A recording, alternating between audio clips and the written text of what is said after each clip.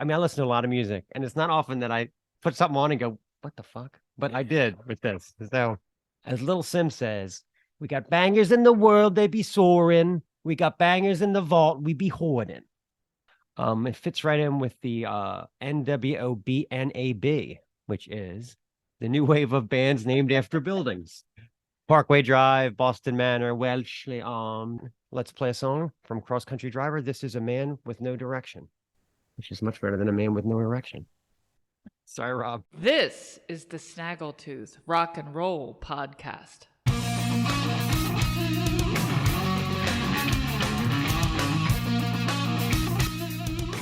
Episode 16. Sweet 16. Yeah, definitely. And this is a good one. Yeah. So we went out last night Yes, we did. to a local watering hole. All right. So we went out last night. I was starting to think, when you talk to strangers or when a stranger talks to you at a bar, like just randomly, they repeat themselves. And I don't know if it's a drunk thing or I don't know if they think you're not listening. Maybe because you're not making full eye contact with this person because you Don't want to talk to them. don't want to talk to them. In this instance, I wanted to get us both one more beer, and some poor gentleman had thrown up all over the bar stools and the bar. Right on. So the bartender now is out of commission. She's standing there with her shirt up over her face. There was nowhere to get closer to the bar except the area that was vacated by the guy's, toxic vomit. So they're closing down that side of the bar like it's a crime scene. They're literally putting the stools up, tapes coming out, mops, bleaches. So there's nothing to do but stand there and wait for them to finish and wait for the bartender to recover enough to be able to get us another beer. And the lady next to me turns to me and says, "It doesn't even smell like vomit. It smells like nickels." And I kind of smiled and nodded. What the hell do nickels smell like? I agreed with her. It was a very metallic smell, whatever the smell was. I wasn't sure if it was that or the bar floor. You never know. Okay. So I guess I just kind of smiled and nodded. So she proceeded to say over and over, "It doesn't even say, it smells like nickels. It smells like a roll of nickels. You ever smell a roll of nickels?" At that point, I thought maybe she thinks I don't hear her. So I went, "Yes, very metallic." But she continued on. She hit it again? She did it again. Wow. And I could not wait. Finally, the bartender recovered enough to come up from under her shirt. I got our beers and got all the way back to the other side of the bar in the band where we belonged and left them to their nickels. This is why it's more fun to stay in sometime. This is the kind of thing you think about. We're going to go out tonight? No, I don't know. Sofa feels pretty comfortable. Beer prices are really good here in my living room. Nobody yakking. Nobody yakking, right? So, I mean, we have to go out once in a while, but people just don't understand that staying home and doing nothing is so fun. So, little update on the loony bin that Stacey works at. Okay. Nobody makes any sense there. We have found it downright entertaining, some of the ridiculous excuses that her coworkers make when they're late or they're calling out. They don't even put enough effort into lying where it's logical. Yeah. But crazy excuses. There's a meme going around that says, "I'm sorry I'm late. I just really don't want to be here," which would be more accurate. Yes. But they don't say that. That Tom Cruise movie where he's in the military and he comes in, he's late, and the sergeant or whatever says, "I know you don't have a good excuse, so I won't force you to come up with a bad one." And he goes, "Thank you, sir." And they just move on. Like, that would be fine. That would be fine. But instead, we get this lunacy. Or say, "I'm late. I overslept. I went back to sleep." I don't know. Here are some examples. Go ahead. "The toaster wasn't working this morning, so my daughter couldn't play her clarinet. And then we had to stop at the music shop because it's only open on weekends." It's like that chemistry teacher we used to have who would say TMNNS. This makes no sense. He would just write TMNS across the top of your paper. You knew you were in for a good grade when that happened. The dog threw up on the cat, and then the cat ran outside, and I had to wash both of them in the hot tub. And the hot tub got clogged with hair and overflowed, so I had to call a plumber. And then after that, I had to call the vet and the candlestick maker. Yeah, exactly. Might as well. All right. This actually was at my old job, but we'll use it. Somebody said, I can't come to work until payday because I don't have enough gas to get there. And I broke a nail, so I really need to spend money on that first. That was honest to God, word for word, true. All right. So I added some Snaggletooth flair to the next few. My son Men got his finger stuck in a cap from a marker, but my husband's only has regular pliers. So he had to run to the hardware store and he ran out of gas on the way back. And by the time we got back and got Ben to school, he stuck out like a sore thumb. Wow.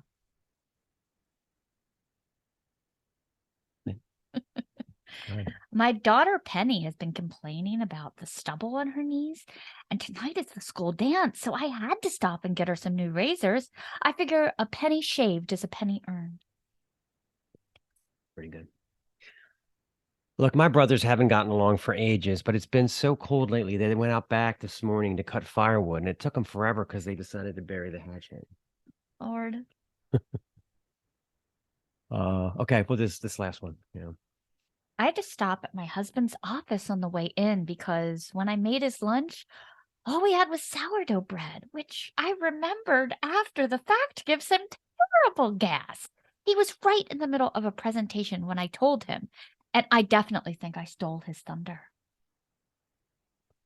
Okay, our feature interview this week is with one of my favorite singer-songwriters, Rob Lamothe. Rob is the founder of the Riverdogs, which was one of the best and sadly most overlooked hard rock bands of the 90s, despite the fact that they had Vivian Campbell from Dio on guitar. Rob is an extremely talented musician, and his latest project is Cross Country Driver. This is a band that features Rob and his son Xander Lamothe on drums, as well as James Harper from Fighting Friday on guitar. And the new album, The New Truth, includes appearances from Vivian Campbell, Doug Pinnick, Jimmy Wallace from the Wallflowers, and Greg Chazan from the Badlands. This is the first of a two-part interview.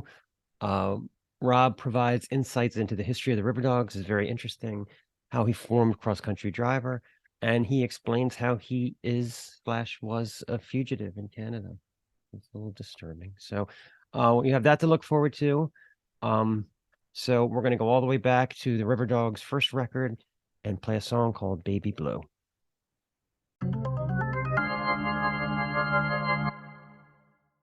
So I don't know if you remember, there was this crazy morning talk show called the McLaughlin Group back in the, I think it was in the 80s. And the main guy would just bark out. It was like a political commentary, bark out the names. He would be like, Ready the Beetle Barn, Eleanor, I think you're swallowing, just really dumb. But it got me thinking about nicknames. And I always liked the Martin Scorsese Goodfellas nicknames like Johnny Roast Beef and Jimmy Two Times, Who's to forget Joey Bag of Donuts? That's right. That's right. I like it when people have nicknames that they're so long and they forget why. Like you'll say, he'll be like, yeah, my name's Jim, but everybody calls me Lefty. Oh, are you left-handed? No. Okay. So he just likes to turn left. Interestingly, Bon Scott from AC/DC, his real name is Ronald, or was Ronald, but the kids used to tease him in school and they called him Little Bonnie Scott, and he just let the name stick. Because he knew he was a badass. He'd call me whatever you want, Just go with it. It's like a boy named Sue. So a couple little silly Snaggletooth-isms here. Hi, we're excited about your first day at East Rutherford Spice Company. I'd like to introduce you to Basil. She's our head of advertising. Ginger and Juniper head up our accounting department. Now let's head down to production so we can introduce you to Rosemary. Cayenne keeps our marketing pretty spicy too. Any questions, go see Saffron in HR. That was not too bad. All right, actually do the next one. We're glad to have you at the Parkville chapter of Alcoholics Anonymous. There's plenty of coffee and donuts in the back. Shout out to Rachel. Usually Brandy kicks off the meetings, but she's usually running late. So Tennessee is going to get things going. And Margarita has some life-changing stories she'll probably share. And then we'll hear from Shandy and Killian. Ginny will be keeping meeting notes today. You're like scrambling for the bottle when they're done introducing you. You're like, fuck this. I'm getting a goddamn drink. All right, so I guess it's time to do the Suessical. Baby, don't know the comics, so at first I didn't really understand. Seems like some twisted post-apocalyptic fantasy. Rick Grimes sees walkers out of hand, nothing CDC can do. He's a Boy Scout and his wife is such a cunt. Christ, why won't he see? Walking Dead spin-offs forever. This has all been prearranged. We'll have Walking Dead spin-offs forever. 'Cause Hollywood has got no shame.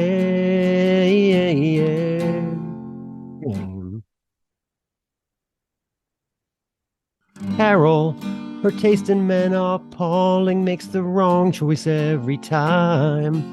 But Daryl understands, it seems. She's always on the verge of a killing spree. Negan's a slacker, killer from the start. Used, abused, and betrayed. His heart is black, but he's so damn witty, and he always needs a shave.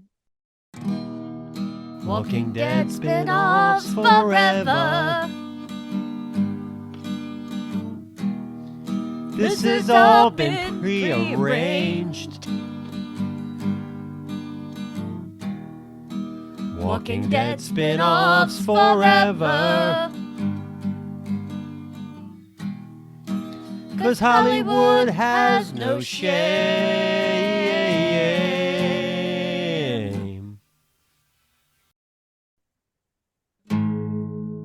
And then there's Maggie!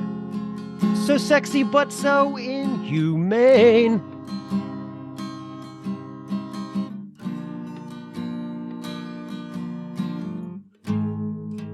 She's one tough chickadee. Abusing Negan is her favorite game.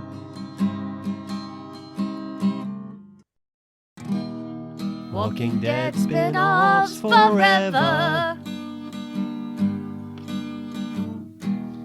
This has all been prearranged. Walking Dead spin-offs forever. 'Cause Hollywood has no shame.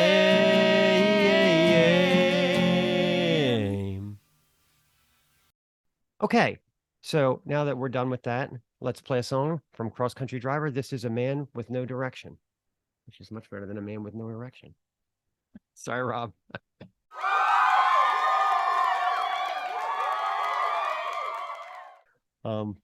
Let's talk about Patreon.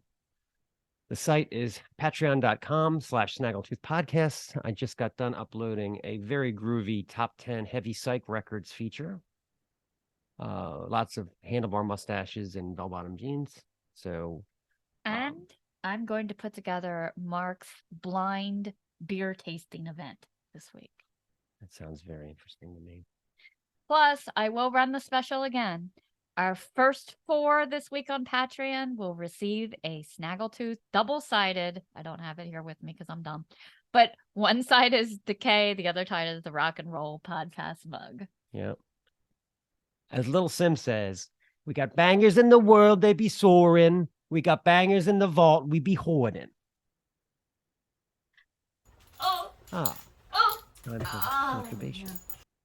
And again, we're trying to focus on the meat and potatoes of your rock and roll discography. This week, we're hitting the first 2 Def Leppard albums, starting with 1980s Gone Through the Night record. Now, trivia. Guess how old Rick Allen, the drummer, was? This is when he had 2 arms, when he went on his first European tour with Def Leppard. 18. 15. Whoa. His parents said, well, at least he'll be with his brother. Oh, yeah. Yeah, what could go wrong with that, What a right? good, wholesome environment. Yeah. Anyway, so Leopard's debut is it's more like a traditional new wave of British heavy metal album because Mutt Lang hadn't gotten a hold of him yet. but it's packed with great stuff like Hello America, Rock Brigade, Rocks Off. There's a lot of rocking for the sake of rocking.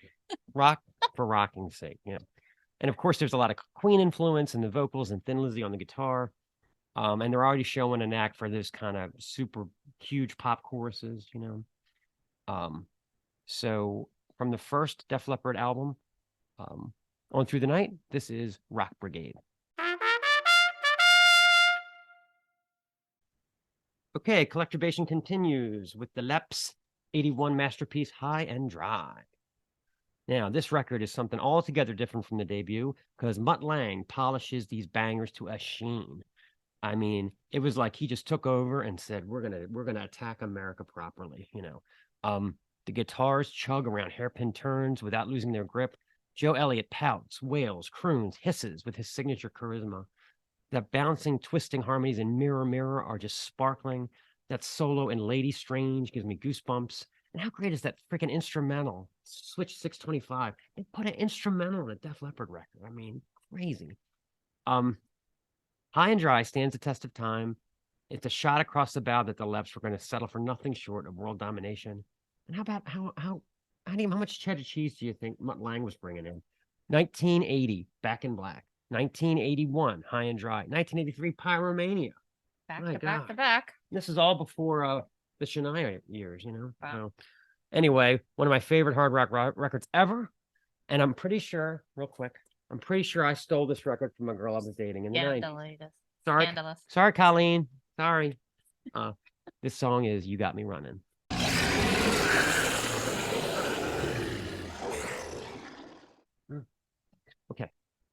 Okay, it's time for Stacey to talk about coffee. On this show, we talk about coffee. We're a little reclumped. Yeah.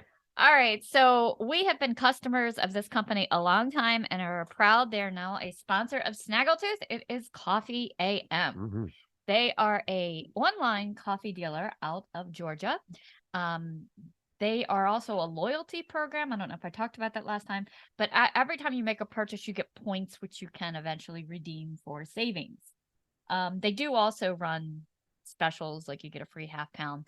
But these are our coffees. You can pick your flavors. You can pick whether it be beans, drip grind. Pretty much they give you all the options. You can get half pound, full pound, and you can also have it personalized. It's so cute. Ours, of course, say Mark and Stace. It says exclusively brewed for Mark and Stace. But this is a chocolate macadamia nut coffee. They've got like literally 3 pages of flavors for you to choose from.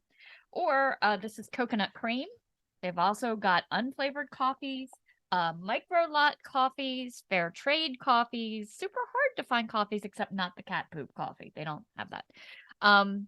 But get over there, use our link. It will save you $20 off your first order with Coffee AM. And they ship FedEx, comes right to your door. Few people know that there was actually warring factions on naming the company. Half of the people wanted to call it Coffee AM, and the other wanted Coffee AF. We are coffee as fuck. And then in the back, Jenkins stood up and said, "What's wrong with Coffee PM?" And then they all threw shit at him. Interesting factoid. So this stuff is Coffee AF. So yeah. Okay, time to introduce the interview. This is our interview with Rob Lamothe. We really enjoyed talking with him. We love every bit of cross-country drivers. I'm telling you, one playthrough, those hooks will grab you. Musically great. We loved him.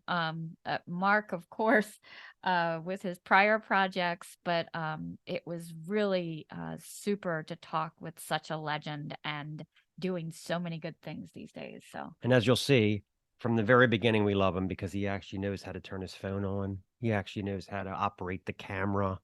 I mean, it was love at first sight as soon as he was there on time and ready to go. So here it is. All right, now you're one with a bullet. Yeah. All right, I'm loving it. Yeah. I think the worst, we interviewed Quartz from the UK, and they are a little up there, and all we could see was like the guys for it. Oh no. Yeah, put it this way. Tony Iommi auditioned for them. So we are not talking about young people here. So Oh wow. yeah. Okay. They had that stories tells me about him something. auditioning for their soul band. Yeah. Well, this is the thing. I'll be 65 in August. I'm not, and I spend all day like on computers doing music, or I work in film and television for a production company, but I'm not I struggle with technology, I'll be honest. So for me, I was using a laptop for years to do like meetings and stuff, Google Meets or Zoom meetings or whatever. And I would always be like kind of blurry because I had this old laptop. So I'm hoping that I'm really clear now because I got a new iPhone just for this podcast. Yeah, it looks really good. It looks really, yeah, I think you're very clear. Yeah. Yeah, you look Okay. great. Well, I was thinking about this when Beautiful. I was walking the dog today, so I want to say it before we get started. I wrote to you guys when the first album came out, Riverdogs, and Vivian wrote back to me. Holy shit. Don't know what the hell I did with the letter. It's lost in the ether. But remember when he was on the cover of Guitar World for the album, for the Riverdogs album when it came out, the first one? I think I do. I think I remember that cover. Yeah. Right It around was then mostly was when white. I wrote Like it. was the background on the cover white? Yeah. So, Okay. and I've lost that too. But yeah, he wrote back to me, and I held on to that letter for years. I don't know what the heck I did with it, but yeah, it was so cool to get that. I mean, So you okay, so I went and looked at some of your podcasts just to kind of check out what you do. Yeah. And of course I was tempted. I was just telling my wife maybe I'll put on a cowboy hat or something because I saw you. I don't know if you wear that bloody cat in the hat all the time. That's I do like, I call them Suessicals. So like I'll write a poem in the style of Dr. Oh, Seuss, I and I'll heard say it. Bohemian Rhapsody. Yes. Yeah. Oh, so you yes. saw that. Yeah, okay. Did you And make it yet- through the whole song? Oh, I've watched it 20 times, I'm sure. No. I'm so honored.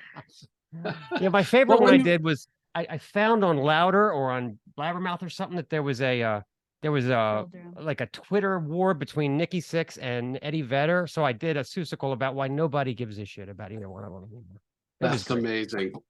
Beautifully done. Thank you. Well, listen, also I wanted to tell you, in flashback to 1991, my two favorite bands are King's X and Riverdogs. Oh. And I never would have Oh, dreamed that I would have had you and Doug on the same song. So talk about working with Doug Pennick. What was that like? My God. Well, we made kind of a wish list at some point. Like, so the core band is myself and a guy named James Harper, a guitar player from Boston, the city, not the band. Okay. Yeah. And I always feel like I should clarify that. Oh, my printer's going. Hopefully that won't drown me out. But and then my son is the drummer in the band. He plays on, I think, 8 or 9 of the 13 songs, or maybe even more. I don't know. But anyway, at some point it was like, oh, and actually I thought of on a song called Risen, I thought of, oh, we should get Viv to sing on this, to sing some harmonies with me. And then it kind of became, oh, well, of course, let's ask him to play guitar and, do some guitar. And then, and then at some point we thought, let's do that. Let's invite people that we know or don't know. Maybe we didn't know where we were going to go with it.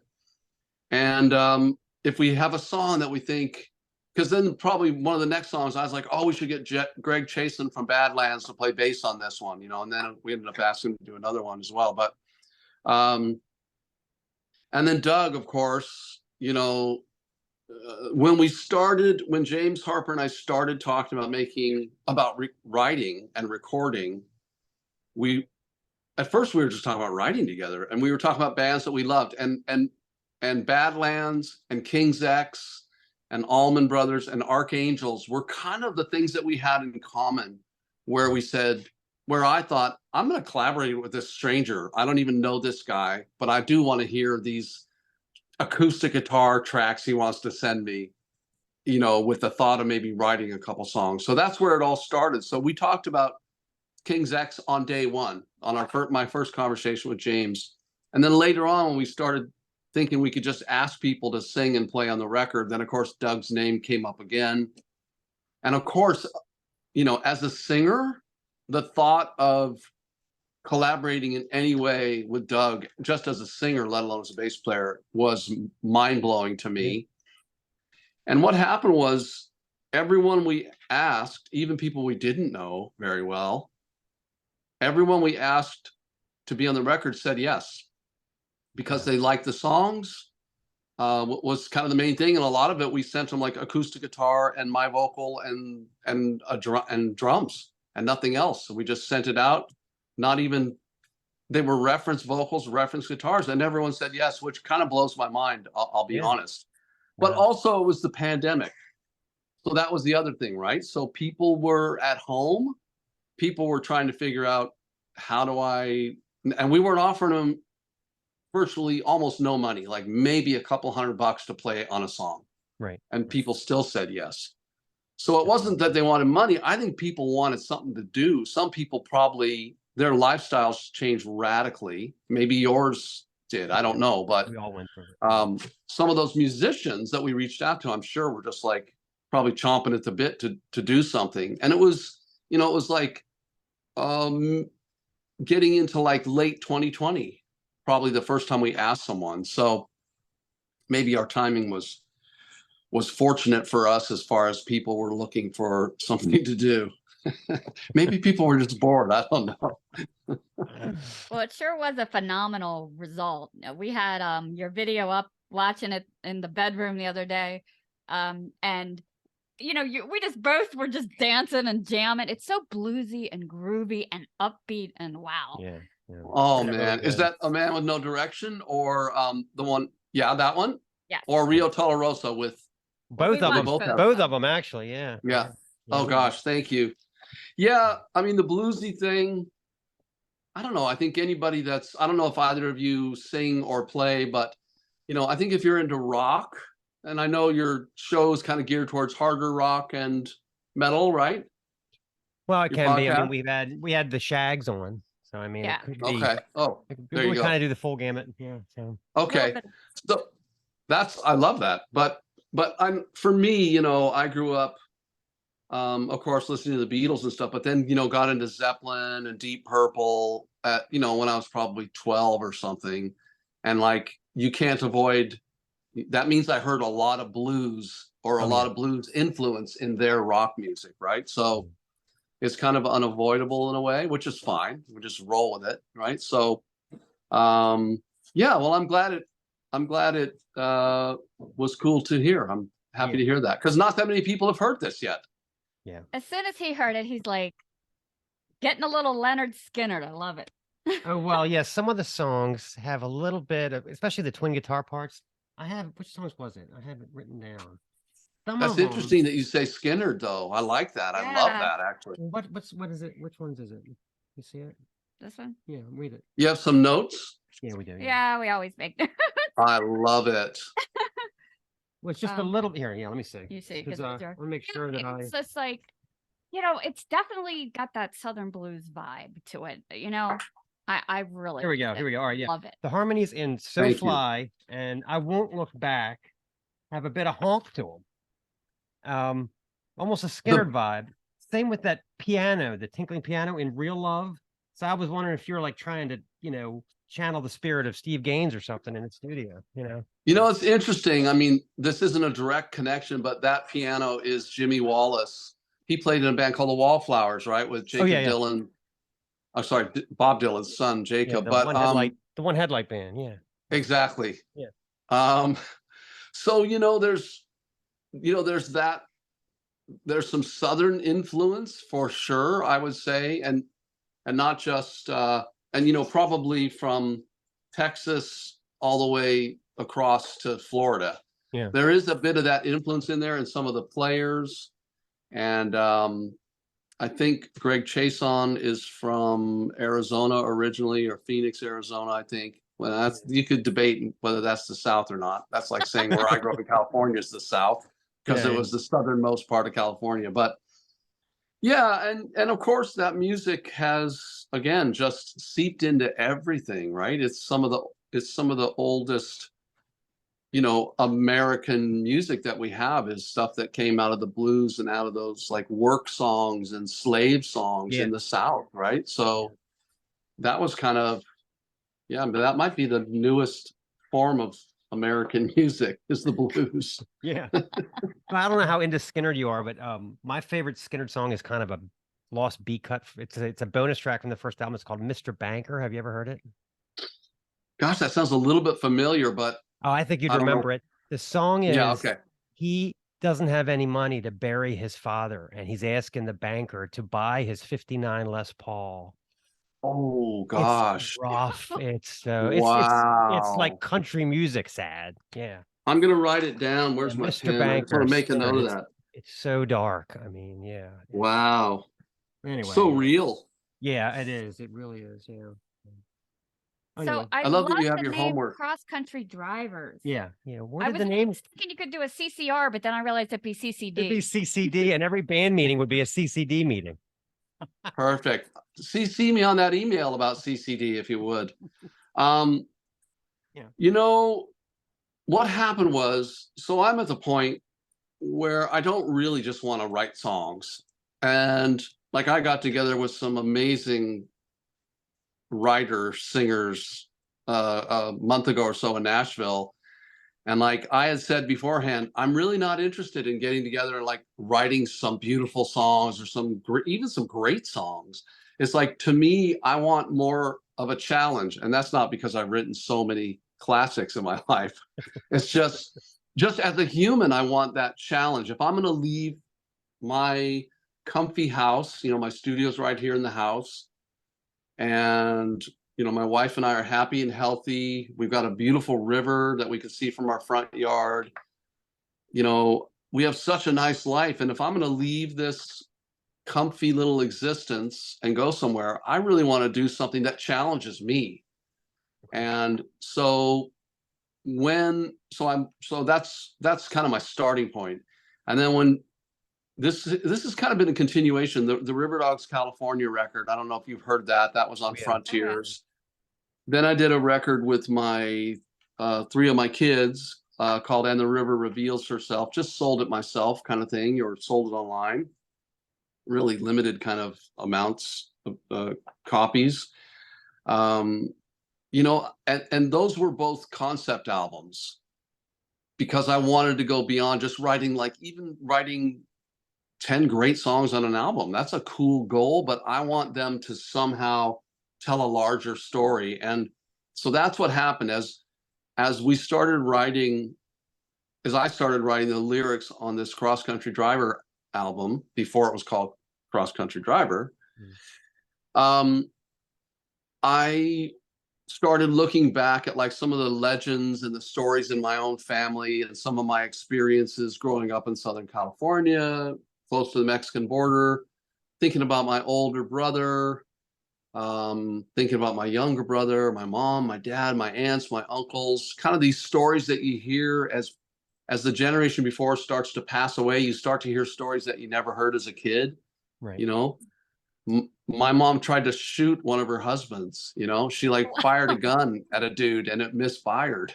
And I didn't know that until I was 30 something years old. And my aunt told me that.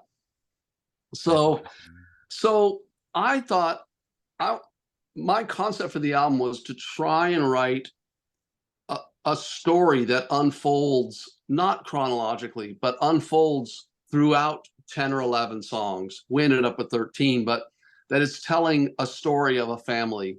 So I did a bunch of history. I was really the places, geography was important to me. So I was doing researches on towns and places along, in New Mexico and Tennessee and California, and kind of taking these stories that that are in a family, that my version of it is different from somebody else's. We've heard a slightly different story, right, even though we're in the same family.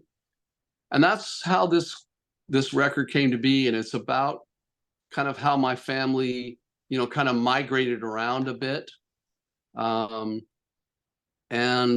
at some point I realized, wow, there's so much travel happening in these songs. There's so many places, there's so many people on the move, right? Always going somewhere else, thinking things are going to be different. That's not always the case.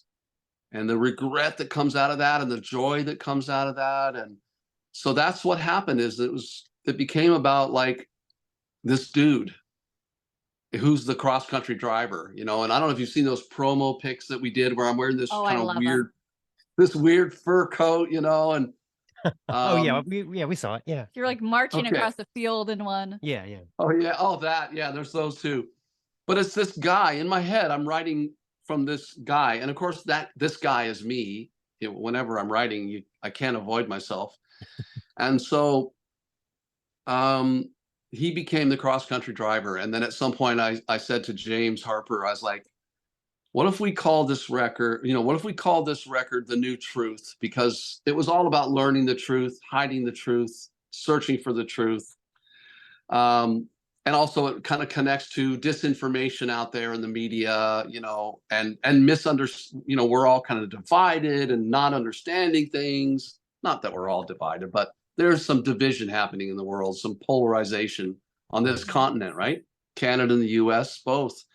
And I just thought, yeah, what about The New Truth? And like, what if the band was called Cross Country Driver?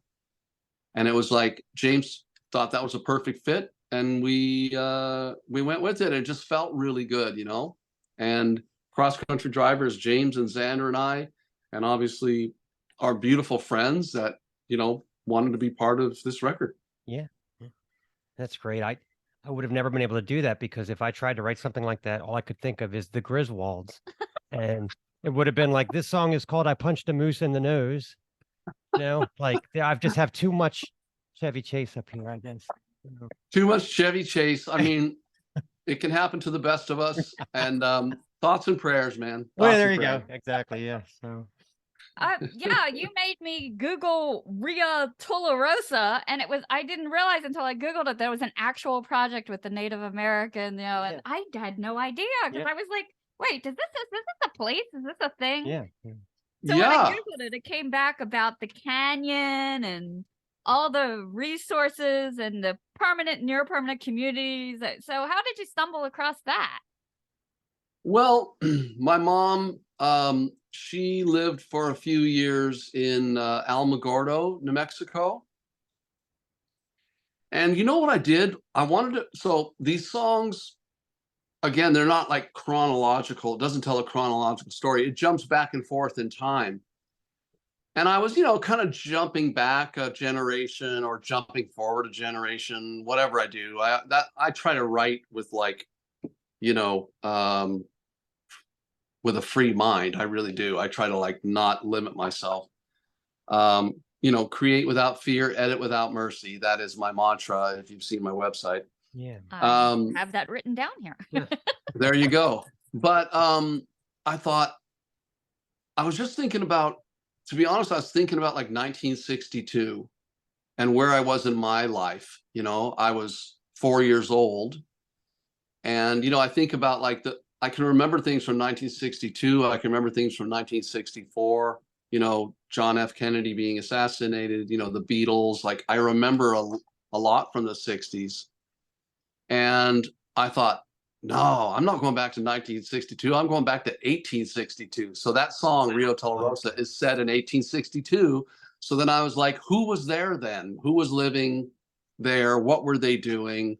Are there mountains? Are there rivers? Just because of its proximity to where my mom had lived. And I knew she would have traveled probably fairly. Rio Tularosa would have been off the highway by quite a distance. Okay. Because it's an indigenous, what they call an indigenous reserve or an Indian reserve. It's home to people, and it was for thousands of years. And I was, like I said, I was doing my research, and so I realized my mom would have been in proximity and would have probably crossed that land. And then I just started thinking about it and created this song in my head. It was just what I do, and try to have it tethered in reality in some way. Like I said, it's a time and it's a place, and 100 years later, or maybe 75, 80 years later, 90 years later, my family was, kind of traveling through that area, and just let my imagination run with me. Well, I know you've always been into rights for indigenous people. It said you even got arrested at a jam. What did they charge you with? that is so 1969. I mean, Yeah, exactly. Yeah. So and I'm still I'm still super involved with that particular. It's disputed land. It was land that the Canadian government said, hey, you know, you Indigenous people, you've helped us, you know, in the War of 1812, and we're gonna allow this land here to remain under your stewardship. And that was like, it was a huge area. Well, now this reserve up the river where my little musical community is, and where I work at this television and film production company, it's 95% of that land is gone. That was allotted. Like, there's a lot of land up here, by the way. There's a shitload of land. Canada's big, but you know what happens is, you know, it's all about resources and money, and somebody, you know, an affluent city or town starts to be built nearby, and now all of a sudden that land becomes valuable to people who start slowly chipping away at it, and now they're left with 5% of that original land that was earmarked and said, hey, this is yours till the end of time. Literally, that was the agreement. So they're down to 5% of that land. They can't grow anymore. They're hemmed in by towns and cities. And still, these developers want to take another chunk and build another bunch of $800,000 houses. Yeah. And so when that happened, some Indigenous people occupied the land. They just went, and they're still on the land today. And I had been invited to come play some music at a Unity Jam to kind of show support for this. And I was aware, I had heard there was this injunction. I didn't really know what an injunction meant. I didn't really care, to be honest. I cared a little, but I knew we were, excuse me, potentially breaking a law, but I also didn't know what law I would be breaking. So I'm not saying that means I'm innocent, because I went up there and then I went back and then I went back, and I'm still going back. And what happened was, so then at some point I realized the cops were trying to find me. This is, you know, a month, two later. I'm getting kind of weird phone calls, you know, hey, is this Rob? And I'm like, who's this? Which is how I always answer the phone, you know. I'm not the friendliest person. If someone calls me, it's outrageous. So I knew what was coming down, and then eventually a constable calls me and says, yeah, you know, can you come in? We want to, you're being charged with mischief and failure to obey an order of the court, I think it was. And I was like, okay. So I went and turned myself in. I didn't want to be like looking behind, you know, over my shoulder when I was driving or something. And I knew Hang on a second. That is so Canadian that they don't arrest you. They say, would you mind turning yourself in? And you did. It certainly wasn't a violent crime. But some people, they did arrest. Well, that was the other thing. I knew they were arresting some people at a store in front of their kids or whatever, right? So they were following people. Yeah, they were following people. It ended up it was $20 million to pay our provincial police to literally just sit outside this area that was being occupied.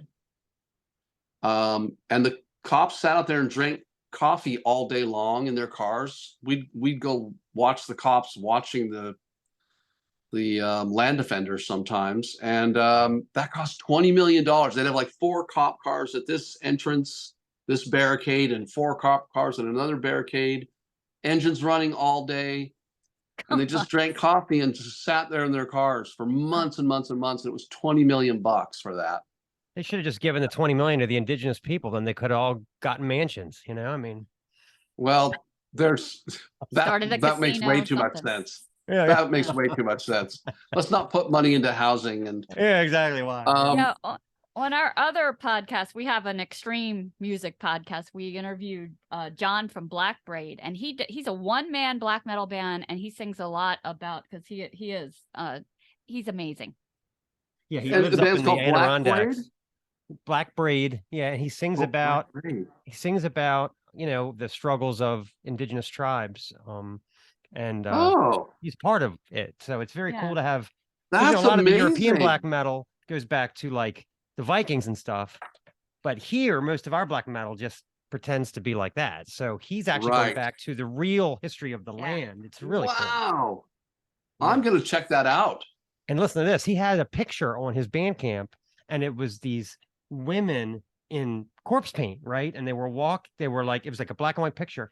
And I said, that's so badass. Are you going to put that on a 7-inch or on a t-shirt? And he goes, well, it's public domain. That's the Trail of Tears. I'm like, oh my my God, that's a Oh. real picture. Oh He's like, my yeah, that's the gosh. Cherokees.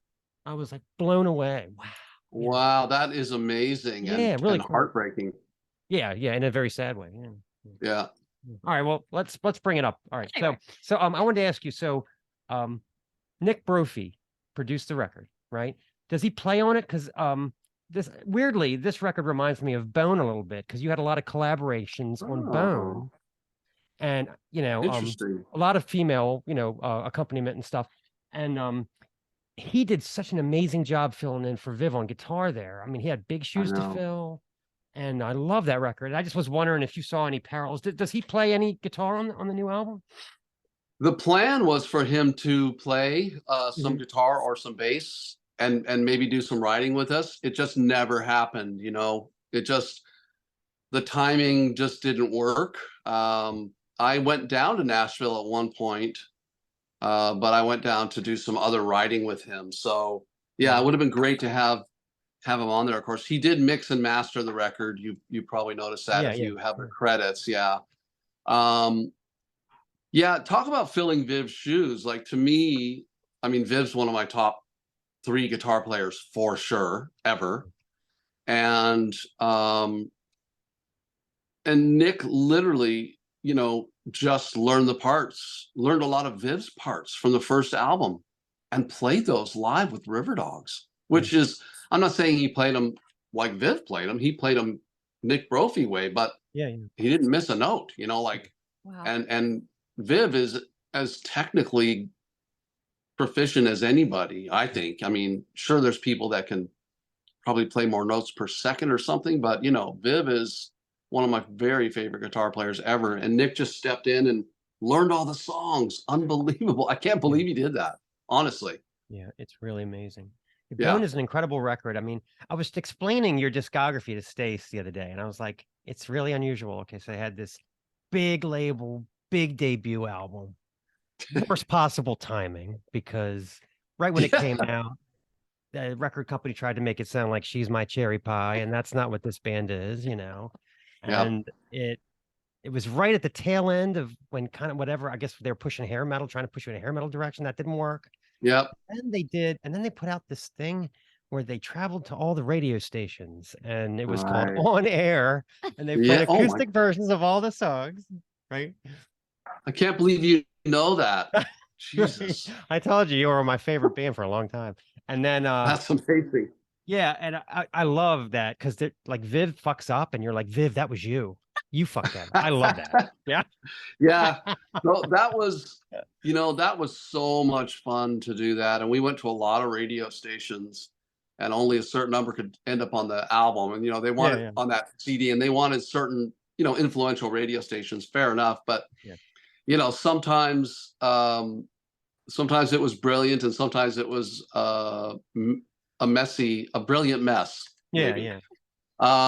But it sure was fun. Yeah. And just, 2 voices. Sometimes it's early in the morning. Well, I was going to say, you probably had to be there at 7 o'clock playing guitar or whatever, because it's a morning drive or whatever. And singing, right? And Viv singing the high harmonies. And we sound a little rough on a couple of those, but God, it was so much fun. And we screwed up. It comes through. Like, all right. And then they put out a live album where like everyone only knew like 2 songs. It was all new material. So absolutely live. That was the record we did for a label in Hamburg. Right. Germany. Yeah, actually. Yeah, it was like it was like you did the it was just, I always thought it was strange. I'm like, wow, there's like 2 songs from the first album, 1 song from the new album. Everything else is new, Yeah. Very unusual, That was really, that was when after Viv had left the band. Mm-hmm. because he had told us from day one. He asked me if he could. He said he was heading off to go to Salt Lake City to write with Whitesnake and start the next record. And he was producing our demos. And he called me that night and he said, "Hey, I'm leaving in the morning." He goes, "Well, I want to talk to you about joining your band when I come back." And I was like, "What?" Wow. You know, we were unsigned, you know, amateur musicians, really, you know, just trying to figure out how to do it. We'd been in bands. I'd already been in band, you know, lots of bands over the years, but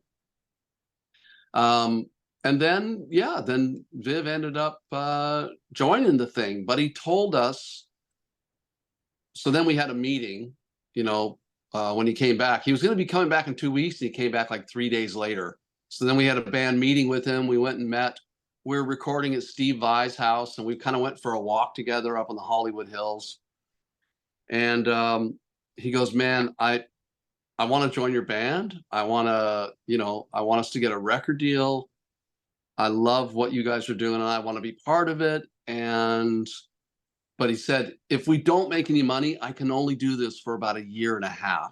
You know, because he had, you know, a house in the Hollywood Hills. Right. And he had a lifestyle, you know, just from being with Dio and then from being in just doing some touring with Whitesnake. He has some money in the bank. Yeah. And when you get money in the bank, then you end up spending it often, right? or you have a lifestyle that requires that you keep making the same amount of money. That's the thing. And he was like, if we don't make any money, I can only go about 1.5 years. And that's what happened. And that was amazing. But then what happened was, then the record label said, "Well, you guys are like damaged goods." This was Epic Records. Yeah. God. "You need to change your name, you know, and start over." And we were like, man, but we're Riverdogs. You know, we really believed in the concept.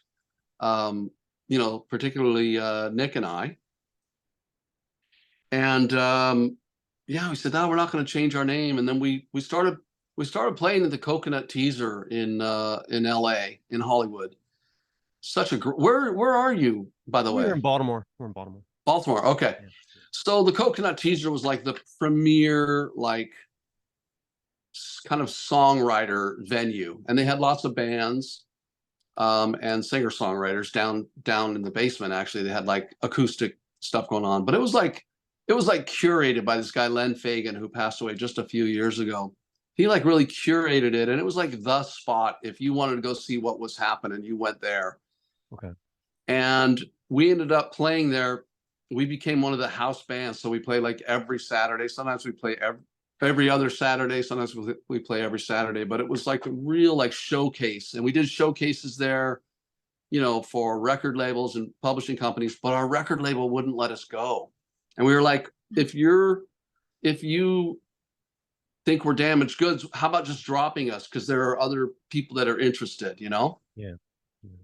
And we were just kind of stuck with them. So what happened was, our managers at the time, and this was really good, they were like, "Well, you can't do anything for a major label, but we could see if we could get you like a deal with an independent label in Europe." Right. And they reached out to this small, like, kind of mostly metal label. They had like Psychotic Symphony. Was that a band? Psychotic Waltz. They had like, I know them. Yeah. They had like, and you know, they had flutes in there. Remember the names. Like metal with flutes. Yeah. Thank you. Yeah. But anyway, and this label was called Dream Circle, and they were interested, and we ended up doing those 2 albums for them, Absolutely Live and Bone. You know, really low budget, but it allowed us to keep writing and keep creating. And then we started going to Europe. And that's when things really got interesting, because I'm still riding that wave. Like, most of my career has been in Europe. Yeah. I was there last in 2018. But so those records, they were kind of out of the blue in a lot of ways. Like, what are these? Where are they coming from? But it was really just us getting a little bit of money so we could keep writing and keep playing together and getting a couple of bucks. and knowing that we were building the Europe thing, because we knew there was interest in Europe. We just didn't know how to get over there. And our label wasn't putting any money into us in the States, right? That So makes sense. That that's makes kind sense. of the long version of it.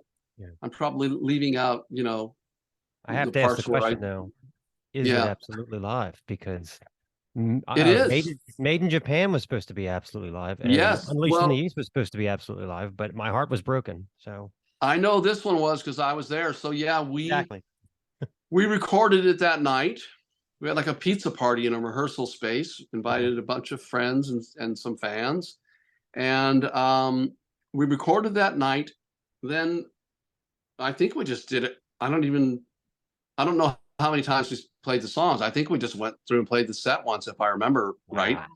And then the next day, like early in the day, we went to a studio, and the guys that had recorded us, I can't remember who it was now, they had stayed up all night, and they were there waiting for a studio, all bleary-eyed. And we'd only slept for a few hours, but we were going to go in and figure out what do we need to fix, like while it's still fresh in our minds. And we weren't thinking about calling it absolutely live at that point, I don't think. But then we were just going to kind of go in and let's make notes and let's see like what things we want to tweak a little bit. And it would have been pretty easy to fix stuff, I think.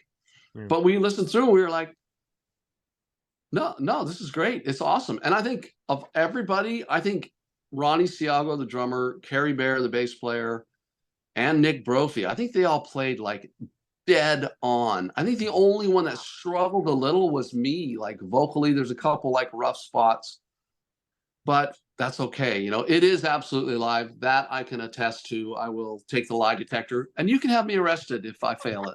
Well, I don't think you need any help with that. It sounds like you're already, so just turn yourself in, So hey, I'll be right back. The song Pennsylvania is one of my favorites, right? And I remember I watched a story, a YouTube of you, where you said that the girl you wrote it about, you guys broke up or something, and she ripped up all your clothes. Did that really happen? Wow. Yeah, that was Kathleen. I broke her heart. Like, she was so awesome. I really had no reason to break her heart. Yeah. Well, I'll tell you what happened, actually. So if you don't mind if I give you the backstory. No, No. absolutely. She was I'm perfect. a total nerd about this stuff. Yeah. I can see that. Yeah. Yeah. I've watched your podcast. Okay. No, I'm teasing, but so yeah, she was amazing. She was an amazing person. She probably still is, if I assume. And I was into triathlons at the time, and she was a cross country runner. And then she kind of got into triathlons. So we were training together. We were like best friends. We became boyfriend and girlfriend. She was just awesome. And I was, by the way, I had been like sober for like 3 years, which, meaning I was not doing any drugs, not doing, and not drinking, which I really needed at that point, by the way. Yeah. So there I was, all clean, all athletic, going to compete in triathlons, traveling and doing it. And then one night, my two buddies, Mike Sprague and Dave Jellison, they were on tour with Van Halen because Mikey worked in the monitoring team, the monitor team, the monitors on stage team. And then Dave worked with the lighting team. They traveled with Van Halen for years, and they were like, hey, we're coming into town. I was like, great. Oh my gosh. So there I was, Mr. Clean Cut, nothing to drink, no drugs for 3 years. And I go to that concert, and after the concert, we go to like this bar across the road from the San Diego Sports Arena. And this lovely woman walks up and hands me a beer. And then she said, oh, this was an extra beer. And I just thought I'd give you this beer. And then I was just like, the moment of truth, right? It's been 3 years. I'm with my buddies. Van Halen was so loud. I still, can barely think straight. I'm actually going to blame the volume of Van Halen now that I think of it. This all goes back to Van Halen. It's their fault. So I can't even think straight. I end the night, a little while later, I'm drunk. The waitress says to me, I think it was that night, like, I'm going to make you fall in love with me and marry me. And I was like, I remember I threw her phone number. I took it out of my pocket when somebody drove me home later, and I threw it out the window. I was like, I screwed up. I shouldn't, I'm not ever going to talk to that person. Yeah. I found out within a week, she tracked me down. I found out at some point, I found out she had given me like a fake name when she met me, Oh my but God. she was relentless. And I freaking married her like 5.5 months later. Oh my God. Oh, that's And I don't even know why. Why was I telling you that story? because she destroyed your clothes. Oh, so Yeah. then, yeah, thank you. So Pennsylvania, Yeah. again, I just broke her heart. And to go off on a new adventure.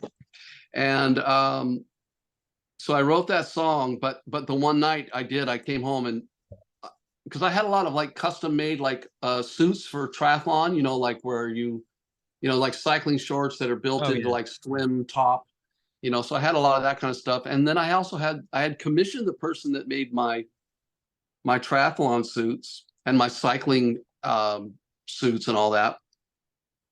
I commissioned her to make me some like weird pants and stuff for like playing in my rock bands. And then my girlfriend at the time, whose heart I broke, Kathleen, she had paid for a couple of those and got me a couple of gifts. And I guess maybe she was going to cut up the ones that she gave me, and she just ended up just cutting up all my clothes. I totally deserved it. I completely deserved it. Oh, hey, I can totally relate. There's a friend of ours. She's Facebook friends with Stacey. I did the creepiest thing I've ever done to her when I was like 20, 21. We went out a couple times and then I like completely ghosted her, but she worked with me and I forgot. And then I went up to her about 6 months later and kind of grabbed her and said, hey, why don't we get together? And she was like, I'm sorry. Haven't we seen this movie? Oh, I wouldn't have done that if I would have known Facebook was going to be around forever, that I could never get away from her.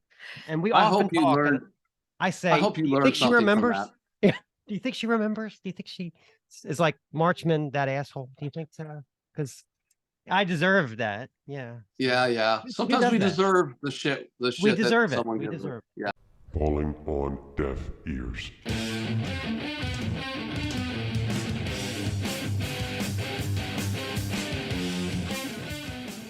Okay, All sorry. right, so this is Deaf Ears 1, Bloodstar First Sighting. So we love this band, their unique blend. So we think it went back to Salt Lake City's trade moniker Visigoth when they collaborated with vocalist Madeline Smith back in 2015 for the Reverent King album. Someone, not sure who, possibly this is kind of the brainchild of Jameson, so maybe him, noticed that there was a spark. So flash forward to 2017 and Bloodstar is born, featuring Visigoth's guitarist Jameson Palmer behind Smith's powerful vocals. Yeah, they play a very infectious brand of traditional metal that sounds like it was kind of hermetically sealed back in 1984. And the guitar style of Jameson Palmer is very reminiscent of Buck Dharma from Blue Oyster Cult.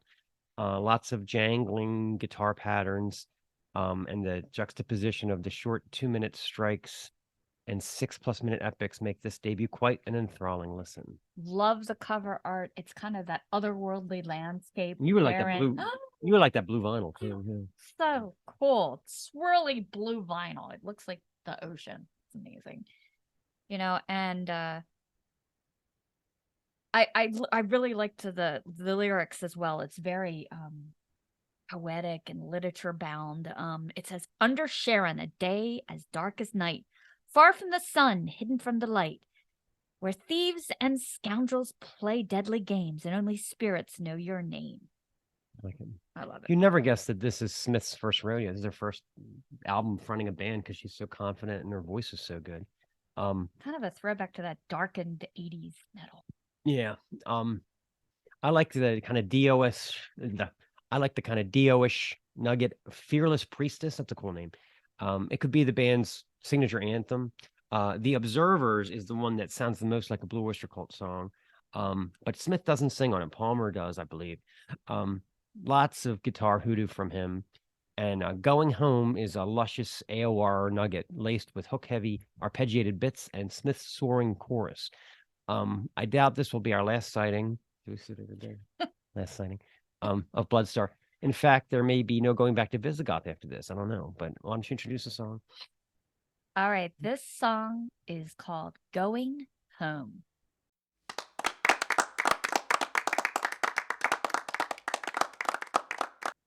Okay, Deaf Ears 2. We go to Las Vegas's long-standing alt-rock moniker, Otherwise. The new album is called Godzillionaire. I've been following these guys for a while, and I told Stace the story, and I'll share with you guys. There was a Guitar Player magazine that came out back in like 2017 or 18 or something, and the album Sleeping Lions had just come out, and the focus of the article was what it's like to be the only hard rock band still on Century Media in the 2010s or Famous last whatever. words. It was. They got dropped immediately after the article hit. How dare you give us good publicity? I felt really bad. They had to go to an indie for the next one, but anyway, these guys are continuing to soldier on. Core members are the brothers Patrick, Adrian Patrick on vocals, and Ryan Patrick on guitar. And they kind of had a win because as an unsigned band, they were on Sirius XM radio, and they were the first unsigned band to chart a #1 hit with Sirius XM radio. nice. So they were like, we don't really need you, Central Media. Yeah. They're pulling out all the stops this time. They have a guest appearance from a rapper called Echo, and also your gal Heidi Shepard from the Butcher Babies makes an appearance, along with the usual electrifying songcraft. This should be the record that puts these guys on the map, makes them into household names. Yeah. Despite the guitar, That's not a real word. I made that up. despite the guitaristic, if that is a word, vibe of the album, every song pushes for maximum ass shakeability. That's a word too. Hollywood Minute offers rave-friendly percussion and fall-away guitars that emphasize a huge pumping bass line and that big, majestic chorus. Yeah.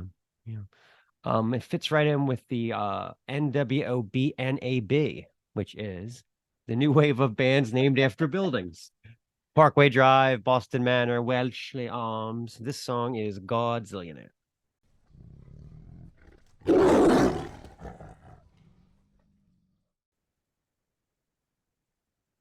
Okay. We saved this one for last. I'll let you handle this one. I don't normally, I listen to a lot of music, and it's not often that I put something on and go, what the fuck? But I did with this. So this is Scene Queen, and the album is Bimbo Core Volume 2. Now, Bimbo Core is her own brand on music. the scene queen is Hannah Collins. She's a New York City-based singer-songwriter, best known for creating Bimbo Core, which is kind of a blend of metalcore and sort of rap pop. She was actually hoping when she moved from the East Coast to LA to score like an administrative role with Hopeless Records. She applied 3 times, did not get a job, became a sensation on TikTok, and that same label is the one who signed her. Yeah, it's very cool.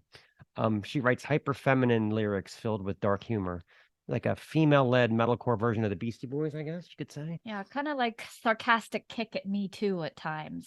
Like, yeah, it seems that way. Not fun, but kind of takes traumas that might have happened to women and kind of pushes them out into the light with a little bit of behind it. I recommend going right to one of her older singles, Barbie and Ken, to get an idea of what Scene Queen is about. I think Ken is about to get shot. You will say what the fuck, I swear. Okay. The new song just dropped, and we're going to play it now. 18 plus. Oh, love 18 plus. Get those children off your bus. I'm getting too old for this shit. Busted. See what I did there?